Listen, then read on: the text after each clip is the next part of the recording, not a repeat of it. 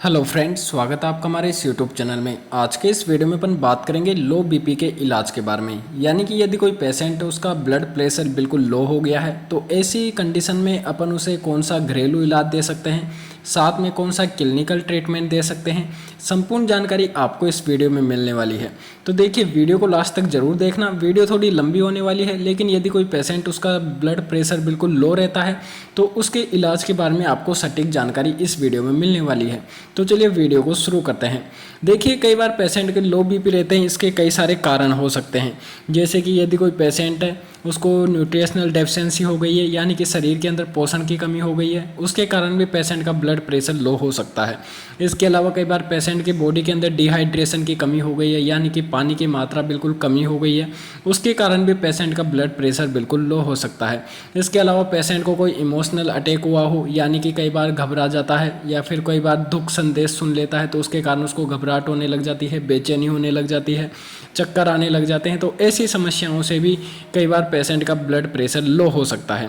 देखिए, अपन इस वीडियो में बात करेंगे कि जब पेशेंट का ब्लड प्रेशर लो होता है तो उसको कई सारी समस्याएं देखने को मिलती है, जैसे कि थकान देखने को मिलती है, कमजोरी देखने को मिलती है, चक्कर आने लग जाते हैं, साथ में काम करने में मन नहीं लगता है, शरीर में सुस्ती रहती है, घबराहट होने लगती है, और भी कई सारे लो ब्लड प्रेशर के पेशेंट को सिम्टम देखने को मिलते हैं। देखिए, अपने जो बॉडी का नॉर्मल ब्लड प्रेशर होता है यह 120/80 mmHg होता है, लेकिन कई बार इससे कम या ज़्यादा भी हो सकता है, जैसे कि 110/70 हो गया या फिर 110/80 हो गया। लेकिन कई बार पेशेंट का ब्लड प्रेशर बिल्कुल कम हो जाता है, जैसे कि 90/60 mmHg, तो उसे अपन डेंजर्स के रूप में मान सकते हैं। यानी कि कई बार पेशेंट का ब्लड प्रेशर बिल्कुल कम हो जाता है तो उसे अपन डेंजर्स के रूप में मान सकते हैं।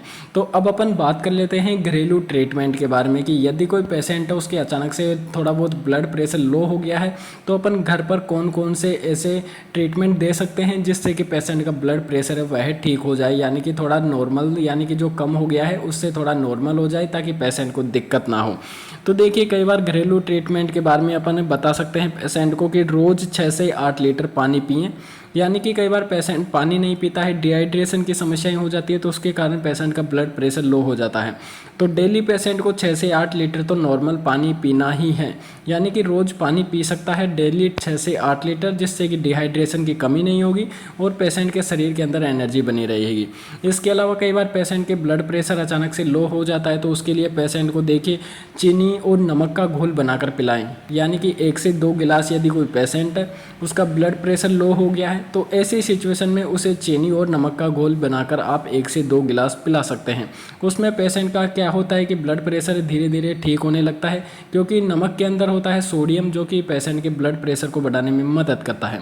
साथ में देखिए, पेशेंट को ORS का घोल पिला सकते हैं। ORS के घोल के अंदर कई सारे कंटेंट्स होते हैं, जैसे कि सोडियम क्लोराइड होता है, पोटेशियम क्लोराइड होता है, सोडियम सिट्रेट होता है, डेक्स्ट्रोज होता है, जो कि पेशेंट को थकान कमजोरी से भी राहत देने में मदद करता है।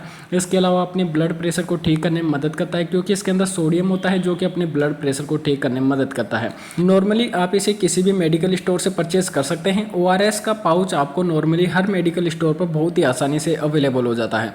तो आप इसे 1 गिलास पानी के अंदर 1-1 चम्मच डालकर 2 से 3 गिलास पेशेंट को पिला सकते हैं, जिससे कि पेशेंट का ब्लड प्रेशर धीरे धीरे ठीक होने लगेगा। तो देखिए, ये जो मैंने आपको बताया है यह घरेलू इलाज के बारे में बताया है कि आप यदि इमरजेंसी में कोई पेशेंट उसका अचानक से ब्लड प्रेशर लो हो जाए और यदि हॉस्पिटल बहुत दूर हो तो आप ये सलाह पेशेंट को दे सकते हैं। यानी कि पानी पीने की सलाह पेशेंट को दे सकते हैं कि पानी रोज़ पिलाएं 6 से 8 लीटर। साथ में नमक और चीनी का घोल पिला सकते हैं पेशेंट को। साथ में पेशेंट को ORS का घोल पीने की ज़रूर सलाह दें, ताकि कई बार पेशेंट का जो ब्लड प्रेशर है वह कम हो जाए तो तुरंत ORS पीने से धीरे थोड़ा मेंटेनेंस हो जाए।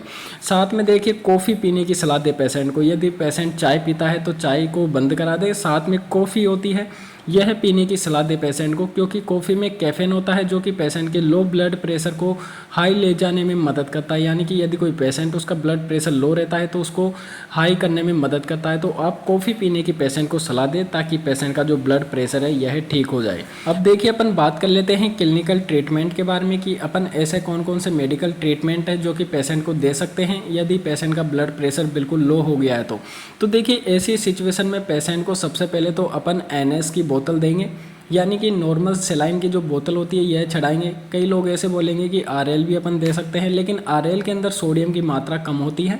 जो NS होता है इसमें सोडियम क्लोराइड की मात्रा बहुत ज़्यादा होती है, तो पेशेंट को अपन NS की जो बोतल है यह चढ़ा सकते हैं, यानी कि IV ड्रिप है यह चढ़ा सकते हैं।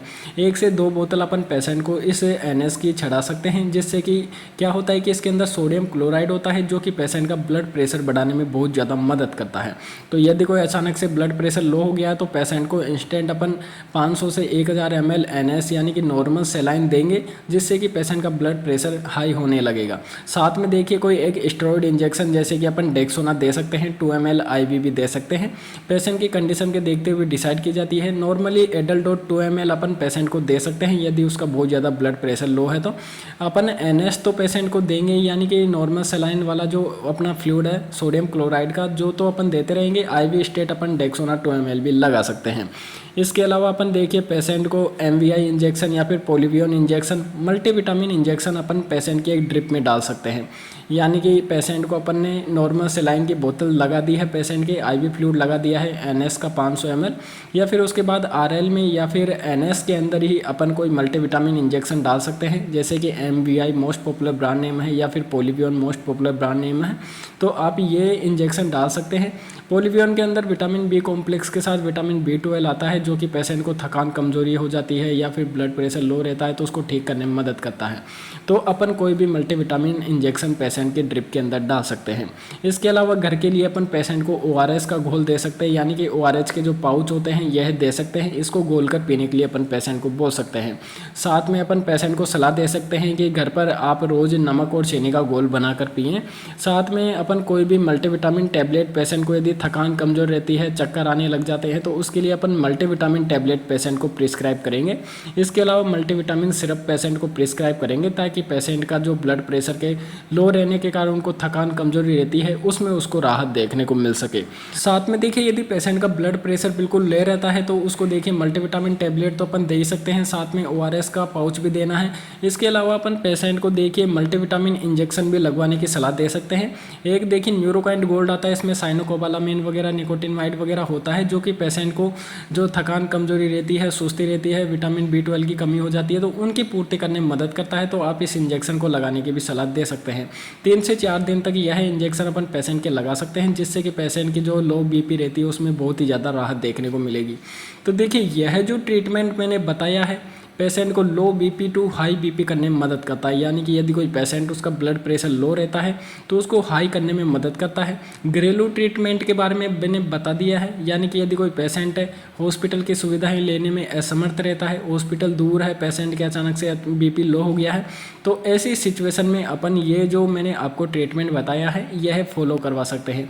बाकी मेडिकल ट्रीटमेंट के बारे में मैंने बता दिया है कि अपन हॉस्पिटल में लाने के बाद में पेशेंट को कौन कौन से अपन जो IV फ्लूइड्स वगैरह है यह दे सकते हैं, इंजेक्शन दे सकते हैं। बाकी घर के लिए अपन कौन कौन सी मेडिसिन प्रिस्क्राइब कर सकते हैं, संपूर्ण जानकारी मैंने आपको इस वीडियो में दे दी है। बहुत ही आसान और सरल तरीके से मैंने बताया है, पूरी डिटेल के साथ मैंने आपको इस वीडियो में बताया है। तो यदि आपको इस वीडियो से थोड़ी भी नॉलेज मिली तो यार वीडियो को जरूर से जरूर लाइक कर देना, और चैनल को अगर आपने अभी तक सब्सक्राइब नहीं किया तो सब्सक्राइब करके बेल आइकन को दबा देना, ताकि जब भी हम इसी तरह का कोई अगला वीडियो डालें तो उसका नोटिफिकेशन आपको सबसे पहले मिल सके। तो फिर मिलते हैं अगले वीडियो में, जब तक के लिए जय हिंद।